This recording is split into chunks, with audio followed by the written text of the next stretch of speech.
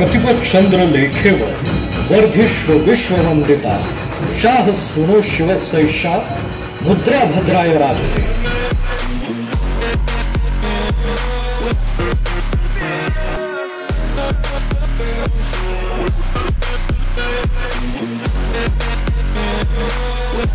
होतं, पण महाराजांना उसंत असते कुठं दक्षिणेची मोहीम।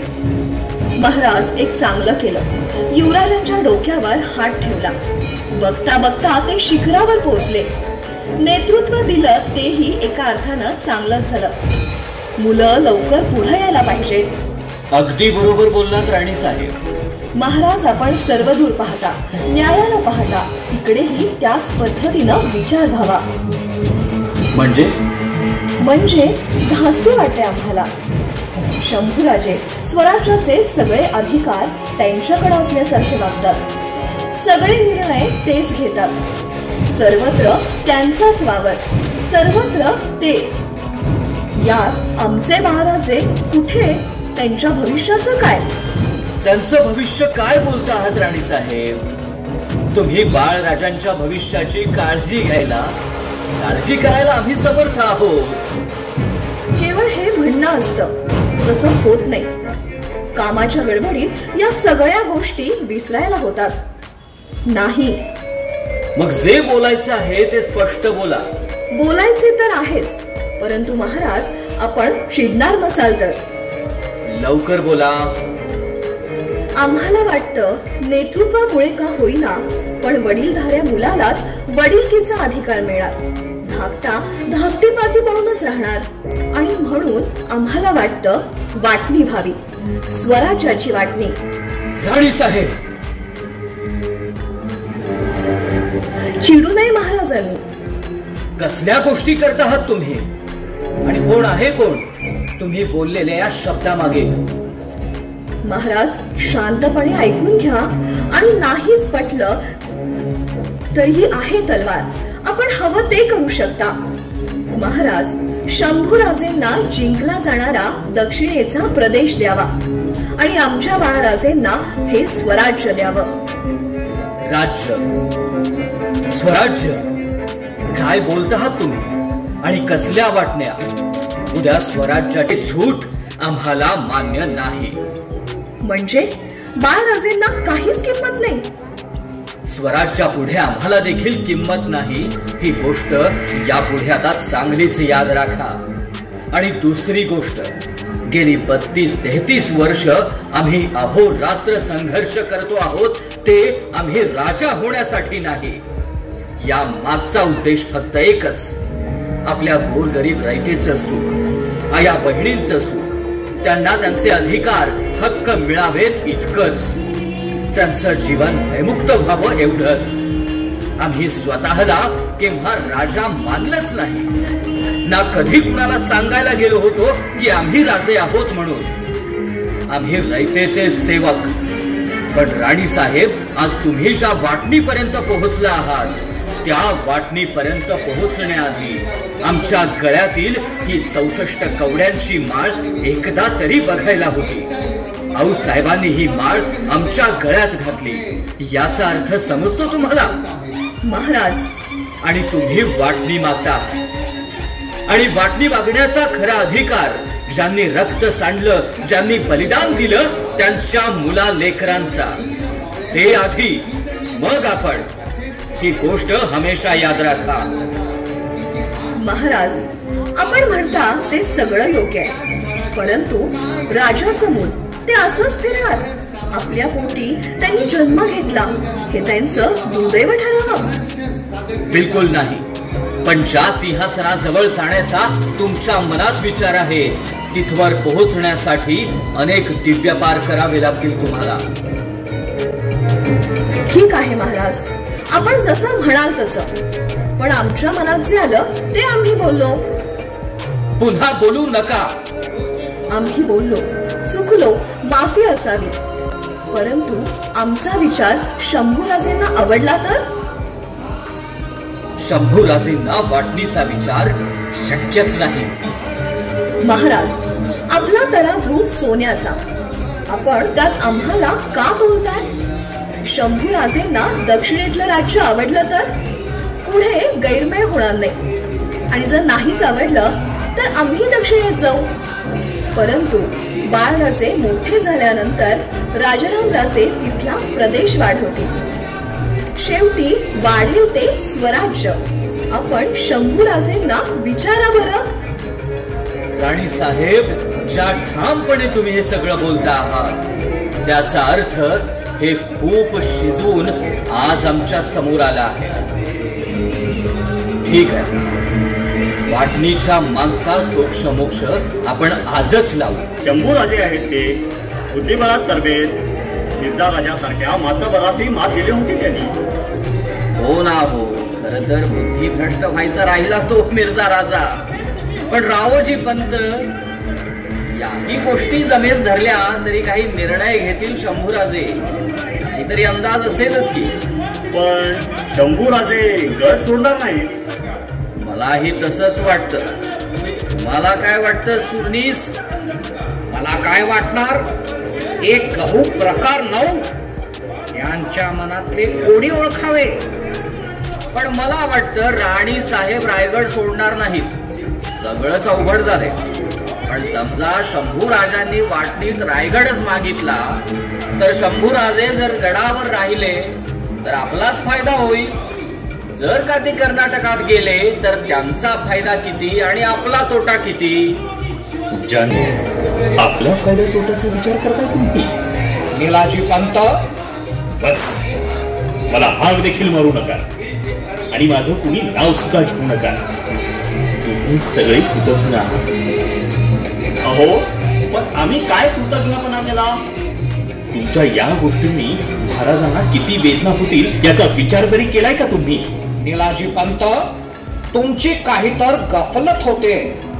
वाटणीच्या निर्णयाशी आम्हा पंतांचा काही संबंध नाही. मग कोण बोललं महाराजांना? राणी साहेब, हवं तर विचारा, रुजवाज करा. आणि हा तुम्हाला कोणी साक्षात्कार दिला? आम्ही बोललो ते.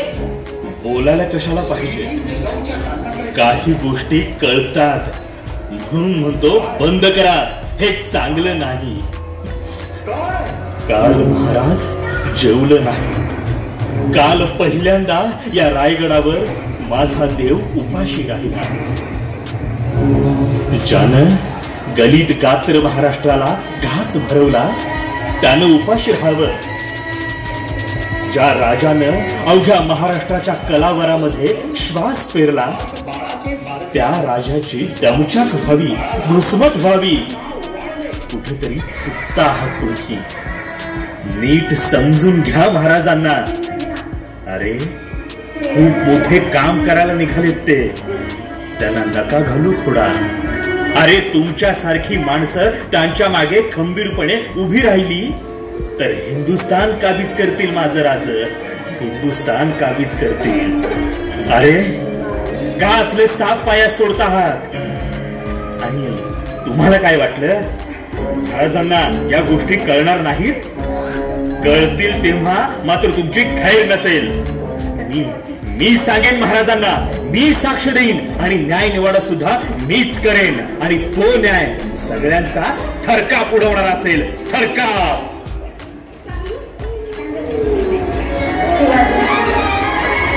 शंभूराजे, जी आबासाहेब, तुम्हाला विचार करण्यासाठी जेवढा वेळ मिळायला हवा होता तेवढा वेळ मिळालाय का? हो आबासाहेब. आम्ही तुमच्या समोर स्वराज्याच्या वाटणीचा जो प्रस्ताव ठेवला होता त्याचा निर्णय ऐकण्यासाठीच आपण इथे सगळे जमलो आहोत. तुमचा निर्णय झाला असेल तर तो सांगावा, म्हणजे पुढील गोष्टींबद्दल उहापोह करता येईल. जरूर.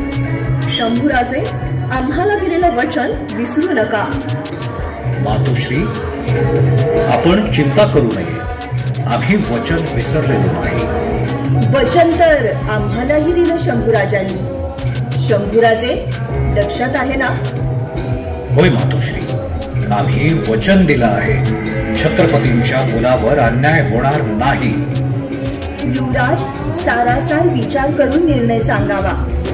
दादासाहेब, खरं तर ही तुमची अग्निपरीक्षाच आहे. आबासाहेब, आम्ही नेहमीच अग्निपरीक्षा देत आलो आहोत. असं वाटतं की नशीब आमची अग्निपरीक्षा घेण्यासाठी आहे.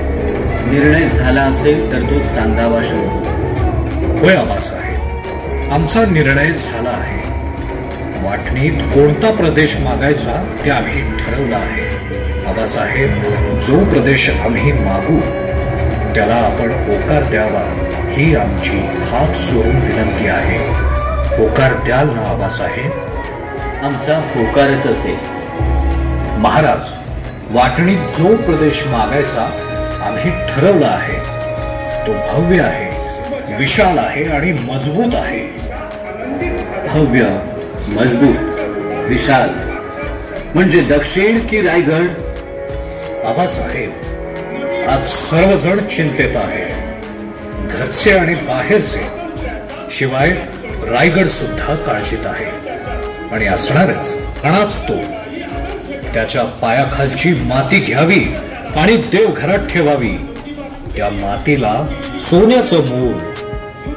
आणि म्हणूनच आम्ही स्वराज्यात जन्माला आलो हे आमचं भाग्य समजतो.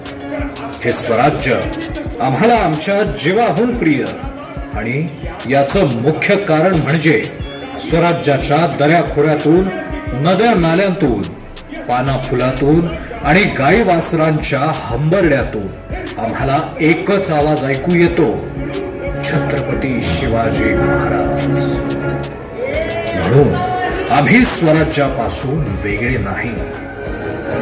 शंभूराजे, स्वराज्याबद्दल तुमचा उमया वादात येत आहे आणि अवघ्या 9व्या वर्षापासून तुम्ही ते सिद्धही केलंय. मग याचा अर्थ दक्षिण महत्वाची नाही का? आबासाहेब, दक्षिण महत्वाचीच आहे. दक्षिण स्वराज्याला जोडली जाणं ही भविष्याच्या दृष्टीनं खूप महत्वाची आहे. शिवाय राज्याभिषेकानंतर स्वतः छत्रपती दिग्विजयासाठी बाहेर पडणार आहे. म्हणूनच त्या दिग्विजयाकडे उत्तरेतला बादशहा औरंगजेब डोळे लावून बसला आहे.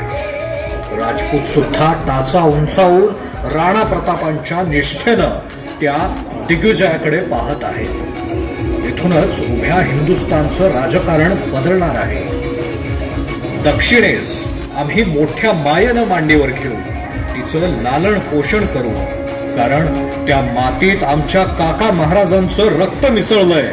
आमच्या आजोबे कैलासवासी संभाजी महाराजांचं अपुरं राहिलेलं ते कार्य आम्ही संभाजी राजे पूर्ण करू. म्हणून दक्षिण आम्हाला तितकीच मोलाची, ती नजरेआड करता येणार नाही.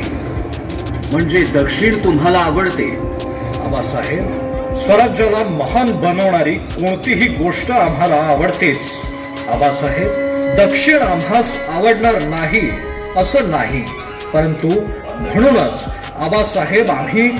शंभूराजे, आपण आम्हाला वचन दिले, भान असू द्या.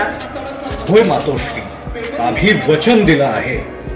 पण आम्ही वचन थोरल्या मातोश्रींनाही दिलं आहे. आणि त्याही अगोदर आम्ही वचन दिलंय ते या मातीला. आम्ही वचन दिलंय ते आबासाहेबांच्या स्वप्नांना. आणि राजे श्री आबासाहेबांचं जे स्वप्न, जे स्वराज्य स्वप्न आहे ते पूर्ण करून प्राणपणाने त्यांचं रक्षण करणं हे आमचं जीवन. या पलीकडे काहीच नाही. वाटणीच्या प्रस्तावावर जो आम्ही विचार केला आहे तो आपल्याला सांगतो. शंभूराजे, आधी वाटणीचा निर्णय सांगावा आणि मग त्या मागचा विचार सांगावा. वाटणी तर आम्ही मागणारच. महाराजे, तो तुकडा द्या. मूळ स्वराज्य. मूळ स्वराज्य म्हणजे रयतेचं राज्य. स्वराज्यात प्राणपणानं लढण्याची अडत पेटवली ती इथेच मूळ स्वराज्यात. हे मूळ स्वराज्य उभं राहिलं त्याला ही ज्योत कारणीभूत आहे. हे राज्य आपलं आहे, आपल्या हक्काचं आहे. ही गोष्ट रयतेच्या अंतःकरणात जागवणं असाध्य गोष्ट होती. आबासाहेबांनी ती साध्य करून दाखवली. बाळराजे, वारसा हक्क वारसा हक्क, स्वराज्याचा खरा वारस कोण, स्वराज्यावर खरा अधिकार कोणाचा, प्रश्न महत्वाचा आहेच. त्याविषयी आम्ही काय बोलावं? 18 पगड जातीचे लोक एक दिलानं, एक जीवानं लढले आणि स्वराज्य उभं राहिले. जे जे लढले ते वीर गतीस गेले, लोळे पांगळे झाले. सगळे सगळे स्वराज्याचे खरे वारसदार. स्वराज्याचा एक वारस असूच शकत नाही. बाळराजे, स्वराज्य हित कशात आहे? एकीत स्वराज्य हित कशात आहे? बळकट मुठीतल्या तलवारीत आणि त्या तलवारीच्या मागे उभ्या असलेल्या रयतेच्या प्रामाणिक आशीर्वादात, राज्यरक्षणात आणि घरातल्या स्त्रियांच्या खळखळून हसण्यात स्वराज्य हित आहे. आणि ही दक्षिण अर्थात नव्यानं जिंकला जाणारा प्रदेश जो राखला जाईल आणि जो राखण्यासाठी तिथे उत्तम कारभार करणं गरजेचं आहे. आम्ही जाणून बुजून या गोष्टींची आपल्याशी चर्चा केली कारण ते गरजेचं होतं. मूळ स्वराज्य, यातून निर्माण होणारा वारसा हक्क, त्या वारसा हक्कातून येणारा स्वराज्य हित आणि त्यातूनच पुढे आलेल्या दक्षिण वाटणीचा प्रस्ताव, या सगळ्या गोष्टी आमच्या भोवती फिरत होत्या आणि आम्ही त्या गोष्टींभोवती फिरत होतो. त्या फिरण्यातून त्याच्या मागची बाजू आमच्या समोर आली. प्रतिपचंद्र लेखेवर वर्धिष्व विश्ववंदिता शाह सुनो शिवसैषा मुद्रा भद्राय राजते. अति सुंदर. पण मग वाटणीचं काय? जशी देहाची वाटणी करता येत नाही तशी स्वराज्याची वाटणी अशक्य. आपल्या सर्वांच्या महत्वाकांक्षेपेक्षा स्वराज्य हे अधिक मौल्यवान. युवराज, आम्हाला धनदौलतीचा कान मात्र मोह नाही. आमचे आबासाहेब हीच आमची दौलत आणि तेच आमचं सर्वस्व.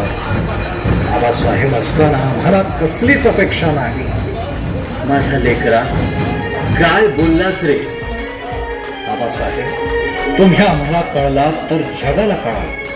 तुमचा पुत्र म्हणून नाही, तुमची रयत म्हणून सांगतो. तुमच्यासारखा युगपुरुष 1000 वर्षातून एकदा जन्माला येतो. आम्ही तुमचं लेकरू आहोत, हे सद्भाग्य आहे आमचं. आपल्या अवतीभोवती आम्ही सर्वजण वावरतो ही देवाची कृपा. आणि म्हणूनच स्वार्थ, राग, लोभ, वैयक्तिक महत्वाकांक्षा हे सगळं विसरून आबासाहेबांचं जे संकल्पित आहे तेच आपल्या जीवनाचं ध्येय. शंभू बाळा,